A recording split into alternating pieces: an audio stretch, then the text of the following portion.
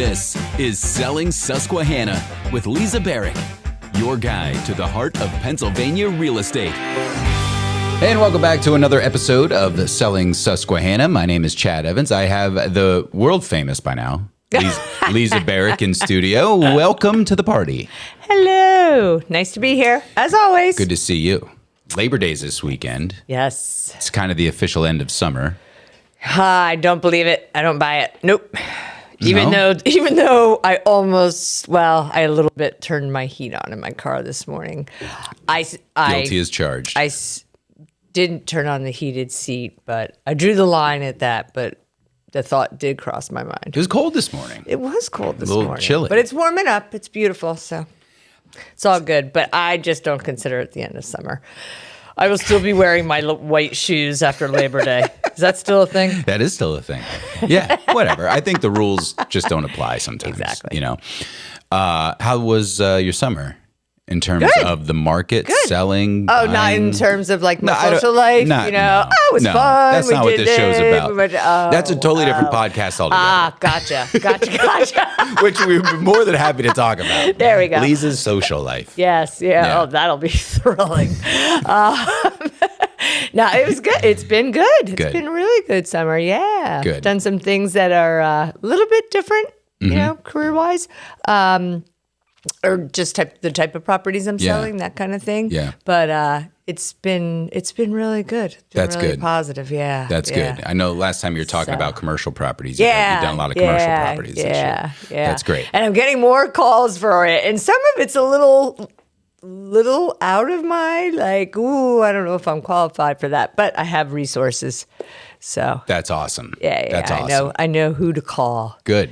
The right people to call. You have the connections, Lisa. Yeah. There are people that know more about certain things than I do. Mm-hmm. I will admit it. But I can always pick up the phone and call them. There you go. That's why you want to have good relationships with all of your peers. For sure. Yeah. And that you do. Yeah, I do. Good. What this show is all about, Selling Susquehanna, is you encourage people to give some questions to you, right? And so we have a lot of people that have messaged, whether it's on your Facebook page, your Instagram, DM'd some questions. Yep. And you answer them live right here on the Selling Susquehanna podcast with Lisa Barrick. Yes. These are all anonymous, so you can ask Lisa anything you want, but we keep it to real estate. Okay. All right. Is that fair? Let's clarify. Real estate related. Might have just opened up a whole can of worms for you. Yeah, we don't need to. We can keep that can closed. It'd be funny.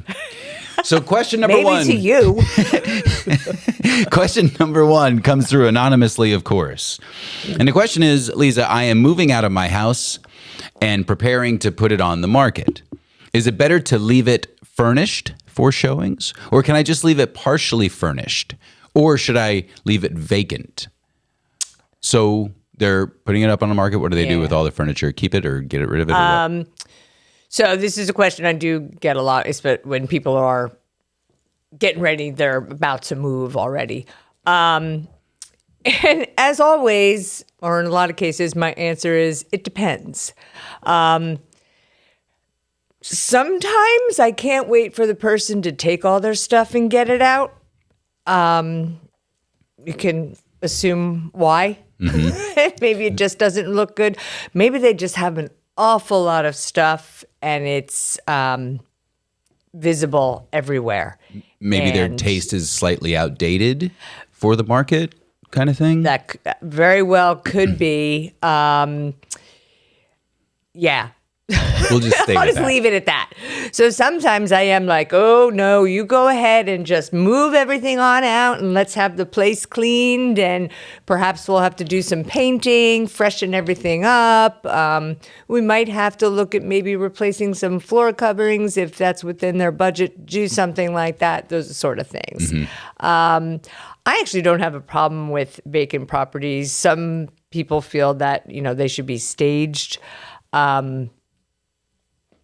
I don't have a problem with it being vacant because I think in a lot of cases it makes it easier for the buyer to visualize what that space will look like with their own things in it. There are other types of homes that are maybe a I don't know, maybe more contemporary kind of style or something like that. Or they have like non-traditional maybe angles to the rooms and things like that. And sometimes they're spatially a little bit challenged, like, well, how would I place furniture? And of course now there's all kinds of options with virtually staging properties and that kind of thing that you can kind of get a feel. So you can always use technology, of course, to help with that process if need be.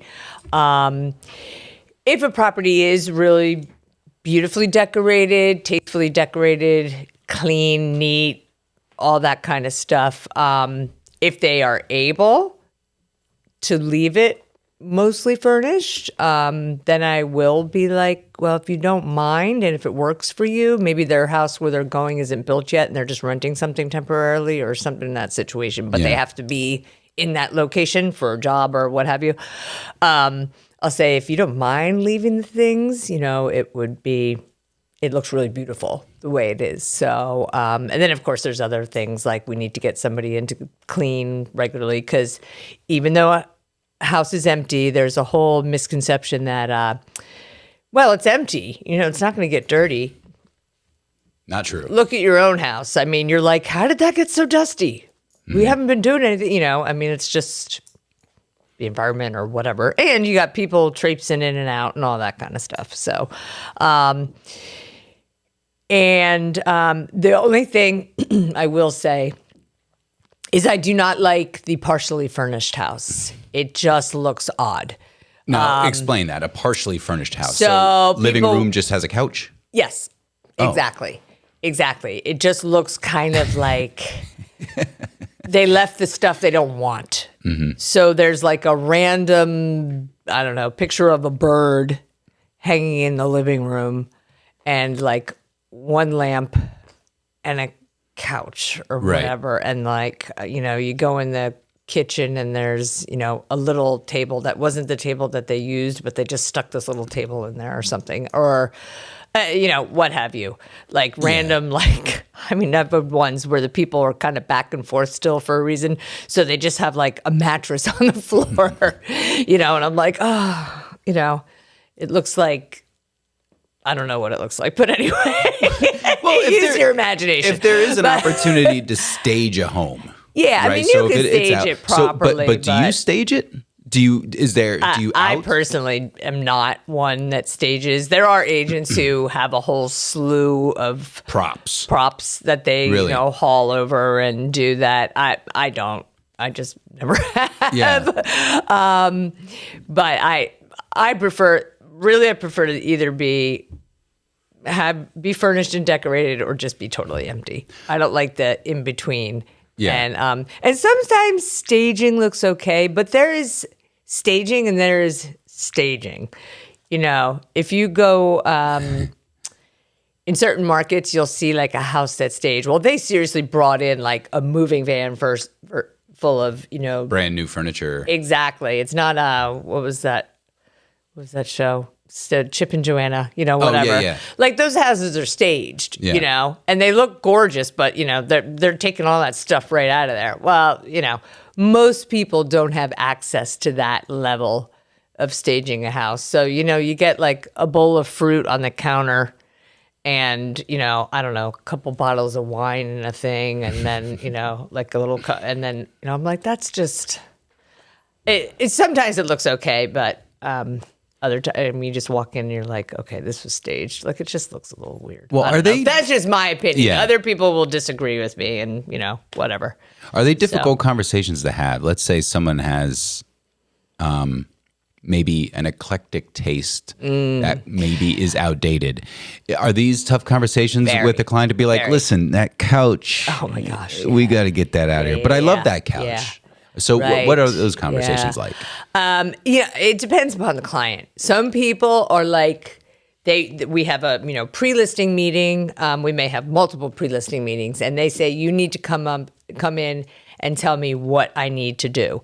So I'll come in and say I need all this boxed up. Do whatever you want with it. Get a dumpster, box it up and store it. I don't care. I just want it out of here. I want decluttered.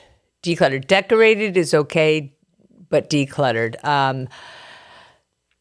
I'm not a fan of a ton of tchotchkes. Anything that's going to detract the buyer's eye from actually looking at the home. If there's just too much, if you walk into a property and you are overwhelmed by the stuff, that's a problem. Because the person's not looking at the house, and they may not buy the house just because I've had buyers say to me, like, I can't even see anything in here. I just can't get a feel for it. And they leave. What am I going to do with that neon Miller Lite sign? I mean, if you have that, if you have a finished basement with a bar, and you have that hanging over the bar, appropriate. If you have it hanging over your primary bedroom bed, inappropriate. Remove it, please. So, I guess my biggest thing is cleanliness and how fresh the walls look. Clean always wins, right? Yeah, absolutely. Okay. So that would probably be my biggest. If I can't win the please take down all of your little figurines battle, I at least am going to say I want this place spotless. How many times have you cleaned a place, you personally? Oh, a lot. Often. Often. I've made beds. Right. I straighten up. I put things away. I wash dishes. And believe me, I'm like, some of those things really keep me out. But it's got to be done. Picked up clothes. Sure. All that stuff. It's really not my preference. And I truly feel like it's really not my job. Right. I need to be, cleaning other people's stuff. But just throwing everything sometimes it's necessary. Shoving it in the back of the closet. Yeah. Believe me, I touch as little as possible, depending on the situation. There have been occurrences where, I have a seller client who's out of town, and we get very short notice showing. Like, they went out of town for business. They're going to be back the next day. We weren't expecting the house to be shown, and it's being shown. And they're like, I had to leave for the airport at 4:00 this morning. I didn't make my bed. No problem. I will book over there, make their bed. That's just a unique situation. They weren't expecting it. We weren't, whatever. So I don't mind doing that. But if I have to clean it up every single time, we're going to have a chat. Yeah. Okay. Yeah. I mean, it's teamwork here. Well, and I also just think, don't you want to take pride? People are looking at your house. Yeah. This is a small area. People chat. Mm-hmm. You should see Dr. So-and-so's house, Yeah. I mean, if you don't think people are talking about it, you're wrong. You are wrong. People are talking about it. Yeah. I can only imagine. And it's not the agents who are talking about it. Yeah. But the people that they're taking through the house, So, I mean, you got to start with the fact that I swear every single one of my buyer clients has already Googled the sellers before we get there. Okay. They always know the people's life story before we get there. They know their Facebook profile. Oh my gosh. I look at them and I'm like, seriously? Yeah. It's not about them. It's about the house. Yeah. Let's focus on the house, So, that's funny. And it doesn't just, nothing I say is only about I know this person is just asking about residential. But this is true for commercial, for investment properties. You have a little less control if you have tenants, that kind of thing. Okay. But even your land, quite frankly, if it has to be bush hogged because, the grass is so high and the weeds are so high, get that taken care of before I'm going to put it on the market. Mm-hmm. Because people are just going to drive right by it and say, nope. Well, the whole thing is they say you can't judge a book by its cover. Well, BS. In real estate, you can. I mean, let's be frank. That's how things are judged. Yeah. In general. So let's try to make it look nice. Yeah, at least for the time being. The ones that crack me up, or I have clients where, I feel like they're so uptight about it. And I'm like, okay, I swear it's perfect. Whether you put the plant there or there is not going to make or break this sale. But as soon as it goes under contract, you show up for inspections and there's stuff everywhere. And you're like, whoa. And they're like, oh. Like they breathe a sigh of relief. I'm like, okay, you should still kind of keep it clean though, because the buyers are still coming through. People are coming through. But it always like cracks me up. Like they're like, I don't need to do that anymore. I'm like, goodness. well, you kind of do. So that's I question don't know if number. that really answered that Yes, it does. person's So question. at the bottom of the, at the end of the day, it's either clean it up or get it out. yeah. Go So all in. just or don't not. leave it halfway. That just looks Thank you so much for the question, anonymous person. yes. Here is question number 2. We have 54 more questions to go, so get yourself comfy. Sweet. That's a joke. We don't have that many questions. Question number 2 from another anonymous viewer. I have been looking at listings online and have noticed that homes that sold just a few years ago have been relisted for considerably higher than what they just sold for. And they go on to say, honestly, where do you agents come off listing them so high? How dare you? Where do you get off listing these houses so high? Wow. That's how they get you. Wow. That's how they get you. Well, angry person. I'm sorry. I shouldn't do that. But anywho. But they make a good point. So that's a good question. So Did you write this question? no. So they see a home that was sold just a few years ago, then been relisted for considerably higher than what they sold for. Yes. So first of all, let's get one vast. I didn't write the question. I got it. Don't yell It at was me. Mike. Yeah, it was. So let's get one vast misconception out of the way. Here we go. Agents do not decide on the price of the property. We advise very strongly with lots of data, market research, statistics, et cetera, years of experience. At the end of the day, the seller chooses what that list price is going to be. They sign a contract with what that list price is going to be. There's often that I've shown up with the listing contract after multiple consultations with the seller with a price in it, and I have to change that price when I'm at that listing appointment because they've decided they have talked to their sister, mother, brother, cousin, next door neighbor, cashier at the grocery store. Everybody's an expert. Exactly. And they've been told that they should list it for this price, even though I want them at this price. And there are times that I walk away, that I say, you know what?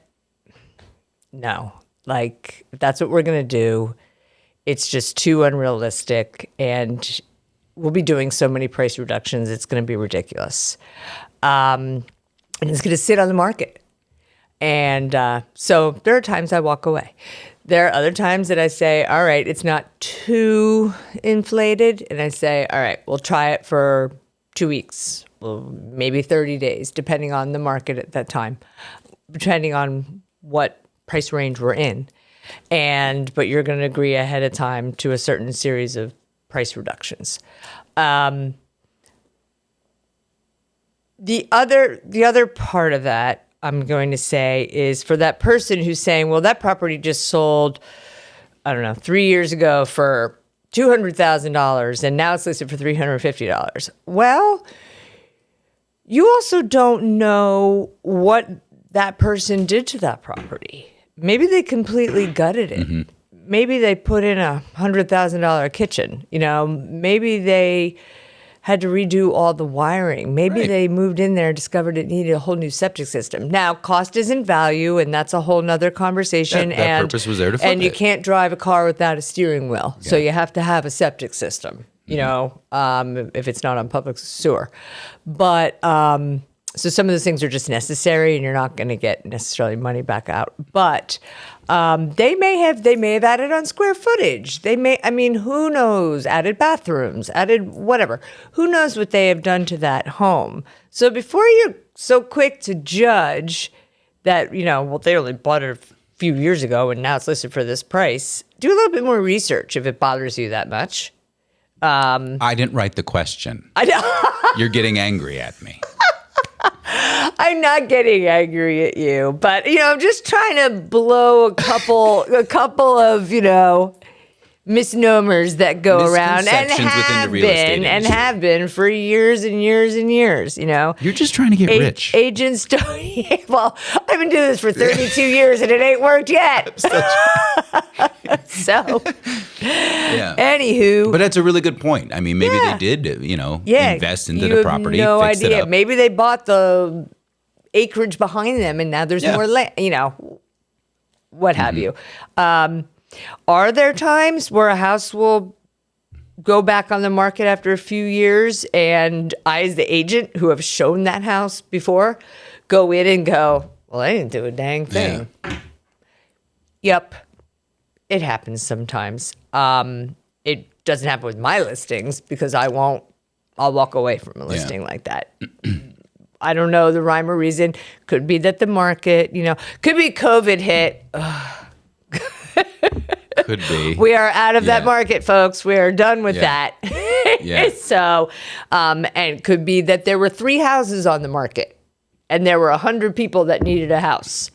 Who knows? I mean, there's varying factors that we don't all control everything. We don't control the economy. We don't control what's going on in the world, so, but I can tell you though, it's 99.9% of the time, it's not the agent. 99.9. So you're saying there's a chance? There's a chance. It won't be me. Not you. But there won't be a chance. It won't be Lisa. Okay. Thank you for submitting that question. I hope you got your answer. Mike. Our producer, Mike. Just kidding. Today. Question number 3, anonymously says, and again, you can send in your questions to Lisa through the Facebook page. Lisa's Facebook page, right? And you'll get them all the time. Yeah. And quick to respond. And Instagram as well. You could direct message Lisa that way. Question number 3 is, how do you write your real estate descriptions? Some of them seem so over the top and I think this is, so I did not, again, someone's angry. Someone's angry, Lisa. Did you piss somebody off here? This is the Angry Show. How do you write your real estate descriptions? Some of them seem so over the top embellished. I personally think all of you agents use AI. Oh, okay. So they're not just talking about my descriptions. They're talking about agents. all of us. Okay. Well, phew. I was going to say. Listen. I'm insulted. Person. I pour my blood, sweat, and tears into those descriptions. Everybody uses AI in any industry. So do you?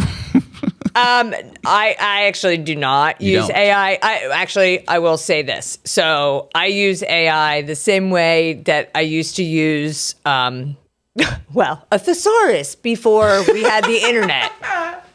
I'm that old.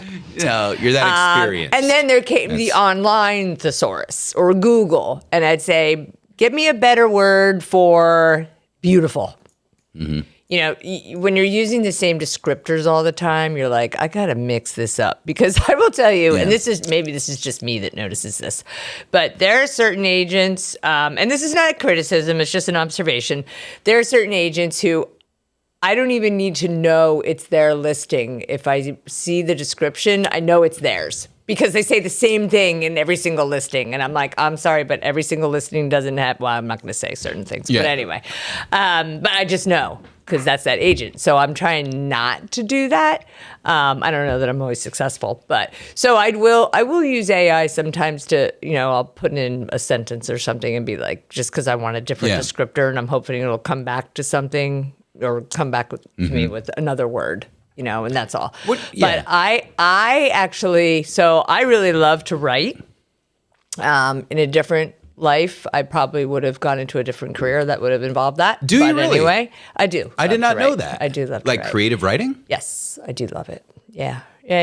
We just learned I didn't say I'm good at it. I just love to do it. We just learned something about Lisa. I am not creative in any other way. I can't draw. I am not Martha Stewart. I can't even arrange flowers. Like I buy them at, the grocery store. I'm like, oh, those look so pretty. I put them in the vase and I'm like, they look terrible. I'm not that person. I just don't, I just don't have that talent. Anyway, so. But you were in a punk band.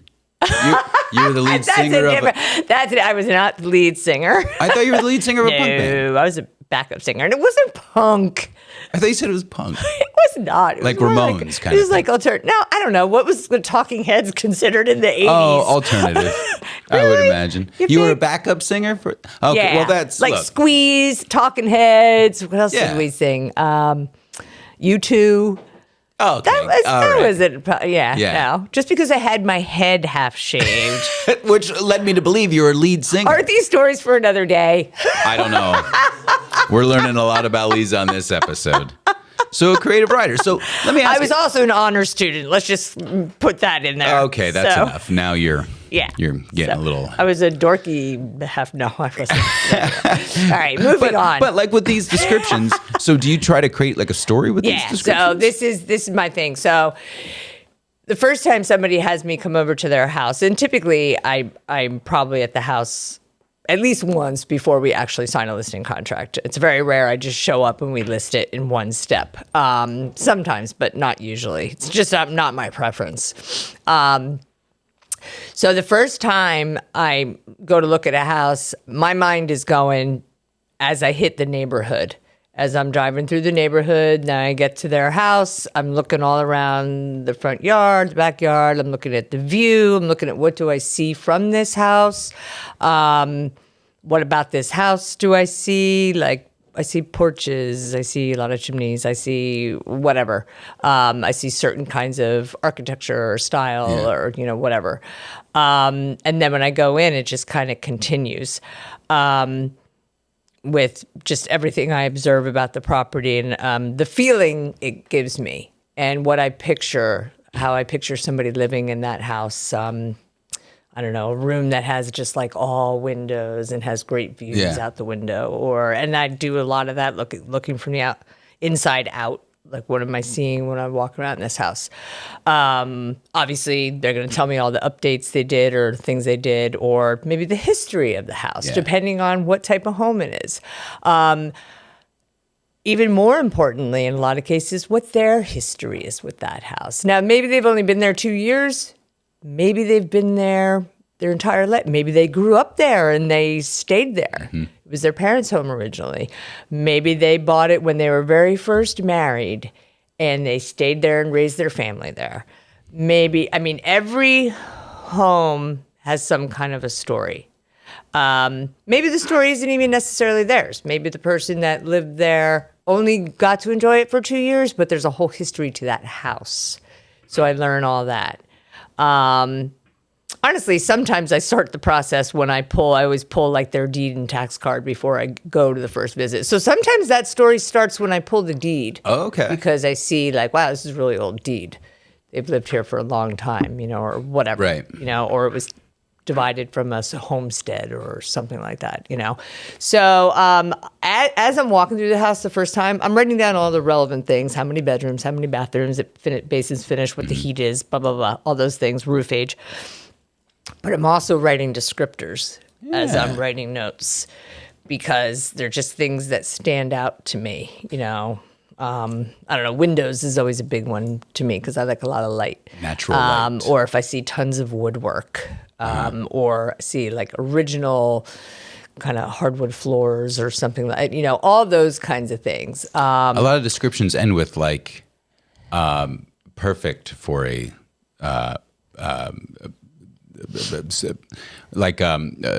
family of four, or I see like. So actually, you're not allowed to do that. Why? Those are like fair housing violations. What do you mean? Oh, like there's all kinds of fair housing laws that are guidelines to advertising. You can't say that anymore? No, not for a long time. Well. Not for a long time. No, because they get into all kinds of things that like what defines a family. Yeah. Really? Oh. Might have a lot of single professionals who would like that. But like in commercial properties, I see like, perfect for a startup. Like. Yeah, but that's more like naming an entity. It's not describing a type of person or a type of familial unit or that kind of thing. So we don't all know what defines a family to that person. So you That's have a to be nice really little careful. trick of the trade. You have to be really careful. And you also can't talk about like economics or demographics or, you Sure. used to be able to say like executive style or things used to be marketed as wow. like executive style. Well, that's discriminating to say that. You don't have to be an executive to buy that house. You could be, whatever, quote unquote, blue collar, and you might still be able to afford that home because you built up a heck of a business. Sure. So those kind of things are just like Interesting. kind of limiting terms and discriminatory terms. So no, you don't want to do that. Sometimes you might use a word or a phrase that you yourself have no intent of being discriminatory in any way, and it'll get flagged, and you kind of like you're puzzled, like how did that come up? But somehow, you get, some of them like it's getting more and more strict, as you can imagine. Sure. So you just got to be really careful. You don't want to describe the type of person who would work in that home. You just kind of describe the space and how it would work for entertaining.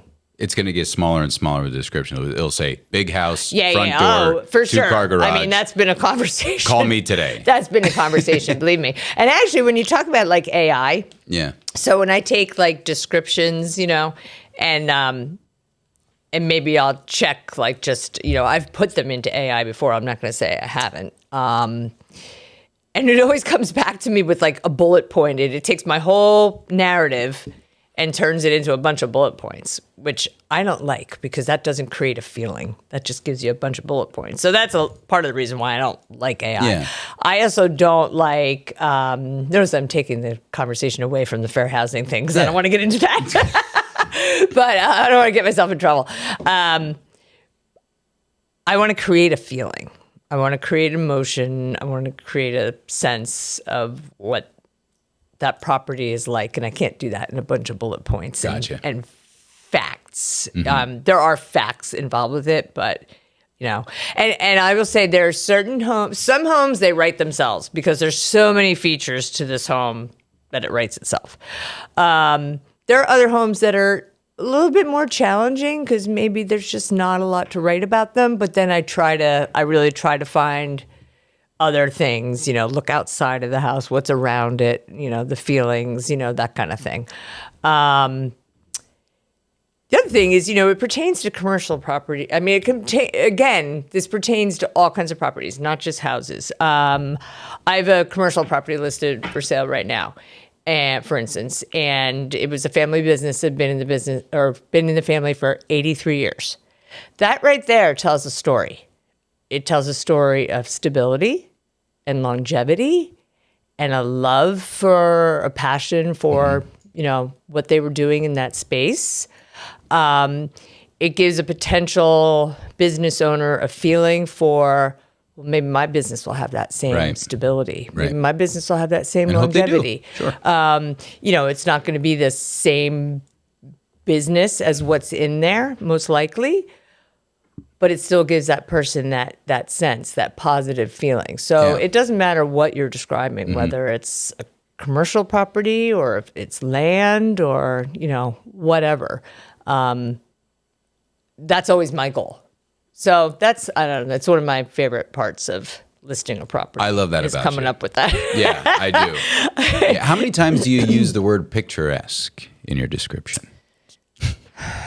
Because that's a common word. I mean, I'll probably use that more for a setting. Yeah. Obviously. Yeah. But again, that's where I will use something like the thesaurus. Exactly. That's where I will use that because if I say like, okay, or, I will know, like, I've used this in a bunch of descriptions lately. I can't say that about it. I got to come up with some other word. Sometimes there is no other word to capture what you're really trying to convey. You're like, but that's just what it is. It sounds like you really enjoy the creative writing process, I do. creating the descriptions, I do. and that's I love really it. fun. And you go to the final question. So if you enjoy doing that, the final question is, what about the real estate business frustrates you the most? Do we have that kind of time? No, I'm kidding. But what is it about the real estate business that would People that frustrate? write angry questions. Yeah, that's not very nice. No, I think, well, a lot of it is like just the assumptions. And you know what? Again, I will The go stereotypes. back. But that's- Yeah. And again, I'm going to go back to a lot of that was just created by people in the real estate industry to begin with. Yeah. So, I feel like part of my job for my industry is to try to dispel those beliefs. And it's like anything else. You're not going to convince everybody Right. that things are a certain way. And you know what? Whatever, don't fight a losing battle. Exactly. Just try to do the best that you can. That's all I can do. I can only control me. Mm-hmm. So I can only control what I do every day and the way I ethically run my business and do Right. it to the best of my ability. Just makes at you all sleep times. better at night. Yeah. So things that frustrate me. Number one would definitely be clients who will not listen to my advice. They will listen to, again, the cashier, mom, dad, Crazy Uncle Larry. their kids, their grown kids who live in, LA Yeah. and are like, Yeah. your house in, Northumberland is worth this because this is what it's worth in LA. Not exactly. No. Please listen to me. Yeah. Okay, maybe you're not going to do what I say, but at least take my knowledge, my years of experience, my research, my time that I have invested in this and put together to present to you. Please at least think about it. I'm not coming up with something willy-nilly. I'm really trying to do the best job I can for you and give you the best advice from my experience. Right. Same with, if I'm working with a buyer client. I know dad says, daughter says, whoever says, that's overpriced. Well, they're going to say that about every single house you look at because they're protective. They're protective of you. And so am I, believe it or not. I want the best for my clients. Yeah. But I also know what's realistic and know what's true of the market. So no, you can't make that offer that's $100,000 less on a $200,000 house that is legitimately worth $200,000. Yeah. It's just not going to Here's happen. why, A, B, C, and D. Yeah. And quite honestly, I'm not going to waste my time writing it up and trying to present it. I'm not going to advocate for you. But in other words, what are you doing there? Why would they, right, what are we doing? Right. Yeah, exactly. So that frustrates me when people just won't listen to me. Well, I'm just like, sometimes I'm just banging my head against the wall. I got some bad news. I don't think that's ever going to change. I think you're right. The thing is, we are all born with free will. Yeah. Okay. And there's an agent who I considered him like a mentor for me when I first started in real estate. And he is retired now. Wonderful person. And he used to say this expression that I use and carry with me to this day about a client who just would not listen, but yet was not achieving their goals. He would say, they just haven't suffered enough. And dang, if it's not true, it's true for all of us, free will is a good thing. And it motivates you to do certain things and achieve certain things and all that kind of stuff. But every now and then, you need to curb it just a little bit and listen to other people that might have a little bit more information than you do and a little bit more expertise in something that you do. I'm trying to cut down on sugar and salt. Yeah, my will says I want all the sugar and all the salt because I like those things. Experts, scientists, doctors, whoever, nutritionists, tell me those are not good for you, or things are okay, whatever. They're not good for you, Lisa, and you're never going to achieve your health goals if you keep indulging in them. So I know what's right to do. My will wants to do whatever she wants, but then I'm never going to achieve my goals. So maybe I need to put my will aside and do what experts say I should try to do starting tomorrow. But anyway, that's just a base example, you know. Like it's as simple as that. It's a very good example. If you don't listen to the people who have more expertise and knowledge than you, then don't cry when your goals aren't being met. Because that's it. The other thing I will tell you that frustrates me. This is real quick. People have no respect for my time. Sure. So they're contacting me I've had people contact me at 5:00 in the morning. I've had people more often than not contacting me very late at night. And they expect a response. They expect the phone to be picked up. They expect a response to their text, their email, whatever. I have a life. We all have lives. We all have families. We all have other things. Maybe we want to sleep. And I love my job and I spend a lot of hours working at it, but you're going to be okay if you don't hear from me until 9:00 the next morning. Right. You know why? Because I am not a heart surgeon. I'm not a brain surgeon. I am not I'm not a medical person of any, the world is not going to end if you don't hear from me right away. Now, the times that I make excuse for that is if I'm in the middle of negotiating a contract. Sure. Either direction, either for the seller or for the buyer, because then we are dealing with time of the essence things, it's and hot. we have deadlines and time limits, and sometimes it's really going back and forth, and that I will put aside, and I will take your call at 10:00 at night to get I will do that. But other things like just hey, it just occurred to me that blah, blah, I mean, no, I will talk to you. Yeah. Between 9:00 and 6:00 or by appointment. Yeah. There you go. Yeah. So just, have respect for people's time. Lisa Barrick, you said it all in this one. You said it all, kiddo. Good work. I feel like I always probably ostracize a bunch of people. No, but it's real. That's what we're talking about. That's what it is. You're lifting up the curtain behind what you do every day. Yeah. Oh. 24/7, 365, it sounds Absolutely. like. Yeah. So keep up the good work. I know you have a maybe potential closing today. So is it closing or tomorrow? Tomorrow I have a closing. Very exciting stuff. Yes. Selling Susquehanna with Lisa Barrick. We are going to do it again next time. Make sure you submit your questions to Lisa through Facebook or also Instagram with the DM, or call her up at 11:00 on a Tuesday night. And just ask her some questions. She'll love to hear from you. Kidding. Selling Susquehanna. I'm Chad Evans. That's Lisa Barrick. Till next time. Thank you.